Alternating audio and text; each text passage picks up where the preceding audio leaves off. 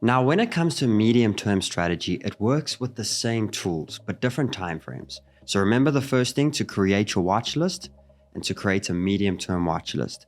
And ultimately what this means is you are trading 1, 2, 3 times within a whole month. So this works really well when you're busy with your time in the day, you want to make some money on the side. So ultimately you're setting up on higher time frames, calculating your trades, you're putting your stop loss in, you're putting your take profits in, and you're leaving your computer. And whatever happens next, you either get stopped out or it's a success. You'll do the same thing on repetition. So either your trade's going to get stopped out or it's going to be a success. But remember, we are trading consistently and you're going to stick with the same tools and the same system. Now, the only difference that you are doing here is you are using the same system, different time frame. You're basically zooming out. So when it comes to medium-term trading, you want to still identify what market are we in. So you're still using the daily. So you'll jump on, are we in a sideways market, or in an upwards market, or in a downwards market? And if we have a look, I'm going to be using AVAX as an example. And you could see that clearly we've been making a really strong leg to the upside, and ultimately we'll have a pullback and then we'll continue the momentum. So if you look at this, you're like, I need to look for longs, and I'm learning that I need to get the pullbacks. So you'll do the exact same thing. The only difference this time is using 2 time frames and not 1. And I like to use the 8-hour and the 12-hour. And what this basically means is it gives me enough data over the next week, 2 weeks, 3 weeks. So I can set a trade. I only want to look at that time frame. I don't care what happens after the next month. I don't care what happens tomorrow. I want to know what's going to happen in the next 3 weeks or in the next month. So I can calculate and structure the whole actual month. Now, what you're going to do is now you know the momentum that we're moving in and you know which direction. So ultimately you want to buy the pullbacks. So it's the same thing now. You're going to use the same 4 tools. And the first one you're going to be looking at is looking at setting up your Fibonacci tool. So you'll be taking from the bottom of the leg to the top, and ultimately you'll be looking at where is my golden zone, number 1. Number 2, you're going to be setting up your RSI. Now I want you to use your RSI on 2 time frames. I basically want you to see that you have an 8-hour and a 12-hour, and ultimately you want them both to be at the area of being oversold. So you want them both to be clocked out at the bottom. The more of these you can get together, the better. But these 2 together are very powerful. So ultimately you're waiting to see for this area over here.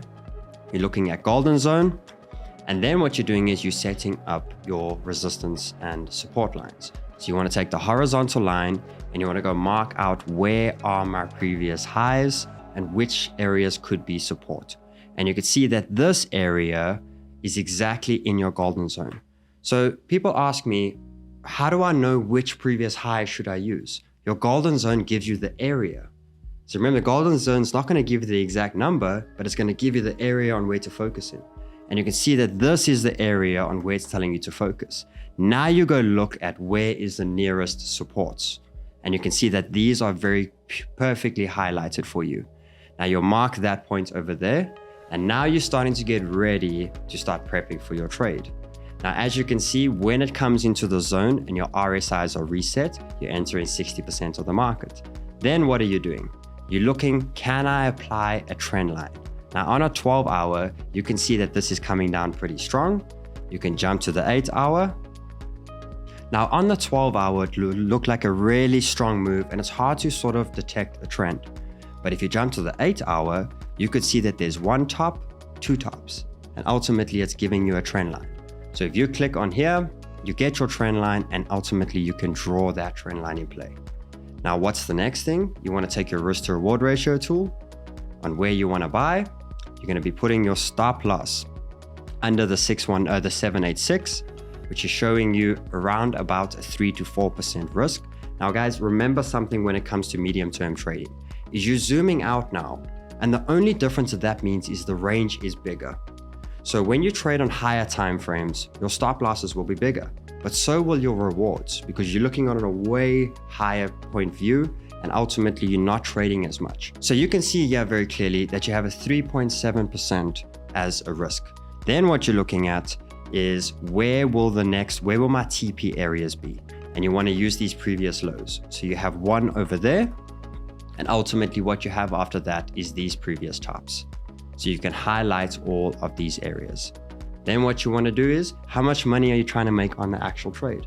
Let's see what is being offered, possibly. So the first one is showing us 10%. The second one is showing us 20%. Ultimately, if I'm risking this amount of money of up to 3, 4, 5%, I'm at least looking for a 20% reward. Now, medium term, you can actually be a lot more fussy. Now, the way I use this is risk to reward. I at least want to 1 to 4 and upwards. Short-term trading, it's okay with 1 to 3 because I'm doing it more actively. But for me, if I'm not trading too often, I want to get more reward, a lot more reward than actually risk. So the more, the better. So if you can get above 4, even up to a 5, it's way better. Remember, make your wins big and your losses very small. So now you've set that up. And basically what it's showing you is this is the area that you want to take profits. And this is where it's worthy of you taking the trade. So now you've put that in, you're like, okay, cool. So you would enter 60% in this area. You have your RSIs reset. Then later on, when the trend line is broken, so basically you want to see this slow down. When this breaks over here, will be the other part of where you'll add the rest of your funds. And as it plays out, because remember, once we break that trend, we should not come back in. So every new high and low that we make, you can continue updating that stop loss. Guys, it's another really big thing I want to jump on again, is you want to get that risk minimal as soon as possible. As soon as you've broken that trend and you've made the next low, how do you know it's a low? The RSI goes up, it comes down, and you can see as soon as it starts to turn to go up again, this low is higher than that one, it's a higher low. And ultimately after that, we should chase the next higher high. So we should not go lower than that point. And that means you can now take your stop loss from this area, which was a 3 to 4% risk, and you can move that up. And by you moving that up, all of a sudden you have a trade that has no more risk. So maybe it does fall at some point and it stops you out at entry. That's perfectly fine because it gives you all your money back to take the next trade. You're gonna get stopped out. It's about losing as small as possible. And then as the trade is playing out and you're making higher lows, higher highs every time, you're focusing on taking profits. And when it gets to that area, make sure you take profits. And another big tool that helps you with that is use the RSIs. If you have the 8-hour and the 12-hour RSI at the top, and let's say we're not at the area of where you wanted to take profit, it is showing you it can come back down to the ranges. So don't throw it away. You've moved your stop loss up, take the profits early if you have to at times. So remember, with longing the markets on the medium-term strategy, it's the same tools, 4 tools. You want to see what direction the market's moving in, and ultimately you apply the tools. And if 3 out of 4 are there, you can take the trade. 4 out of 4, you can really take the trade. Now, the next thing I want to show is on short time frames, it's not worth shorting the market. Okay, reason being is there's not enough range. But when it starts getting to medium term and it starts getting to higher time frames, it does get worthy of shorting the market. Now, when do I short the market? I short the market when I didn't get the buy. So for example, I can have a few tokens I want to buy, and I may not have gotten everything that I wanted at that time. So the price is too high. It's too risky for me to enter now. But what happens when the market's going continuously up like this is it ends up bringing an opportunity of shorting.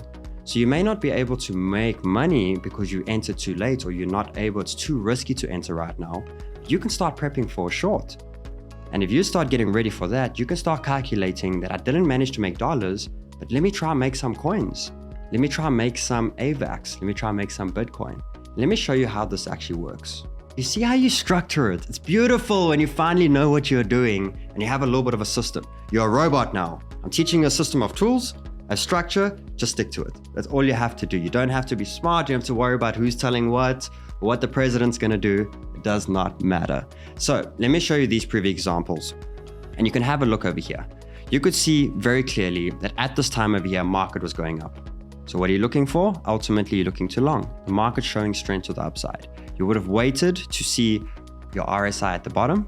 You would have put your Fibonacci in place to give in your golden zone. You would have marked out the supports that were in that area. Remember, the Fibonacci is there to give you the area. Choose the support that's right in that area. It gave you that zone. You would have got your entry.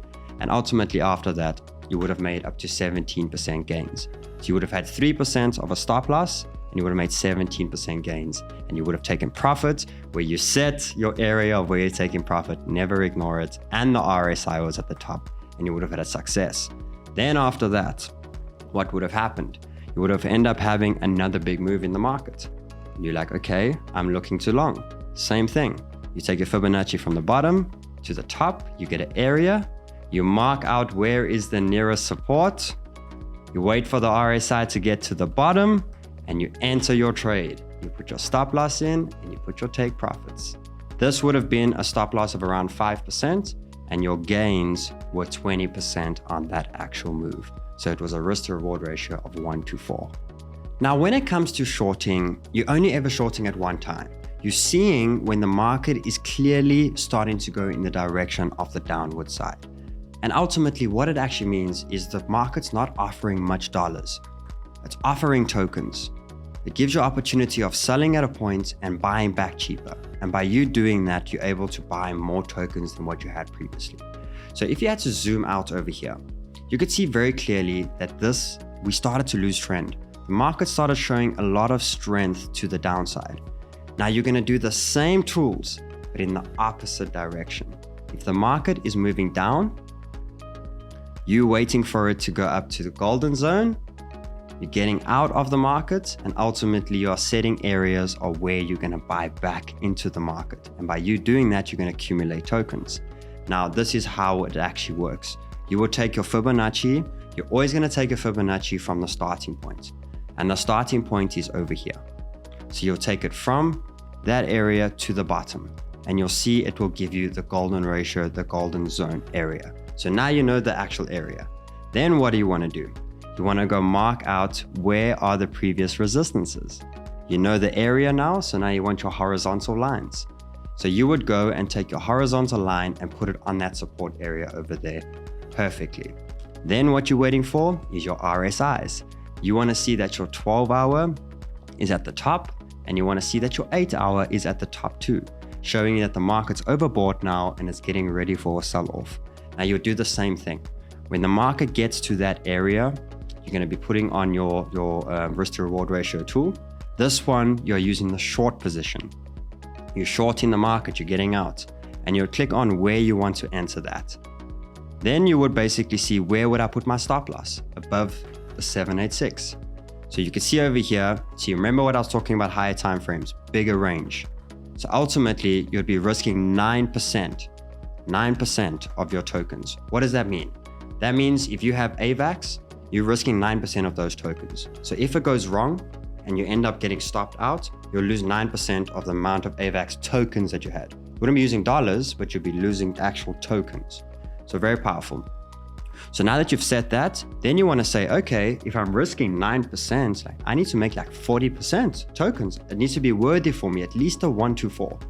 Now you would take this down and you would see where can I get offered 40%? And you would basically mark out your horizontals. Here we had one, there we had another. And you would see that by the time we get to this area over here, you're well on 40%. So you know that your TP would be in this area over here. That's where you would want to take profits. Now you know where you'd put your stop loss, and now you also know where you'll put your take profits. What's next? You would exit 60% of your tokens into dollars. Then what you would do is you would draw your trend line. You would take your trend line and you would draw that. And as soon as we broke that trend line over there, you would exit the rest of your tokens. So now it means you're 100% in dollars that you were for this actual token.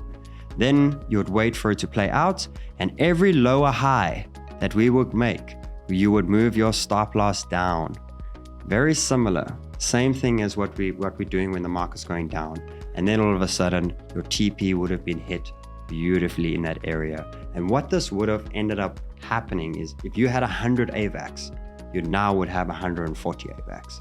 And it doesn't seem like much power, but when the market goes up again, you've just compounded 40% more tokens, which means even if price just goes back to the areas of where it was, you've made an extra 40% on your capital, yet the price has not gone up 40%. So you can see how powerful it is to zoom out, see what pattern we are in, get your tools ready, and you can either make money on the upside or you can make tokens on the downside.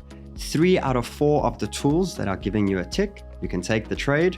4 out of 4, even better, but now you cannot be afraid. Sometimes you're gonna miss the buy and the market's gonna go up.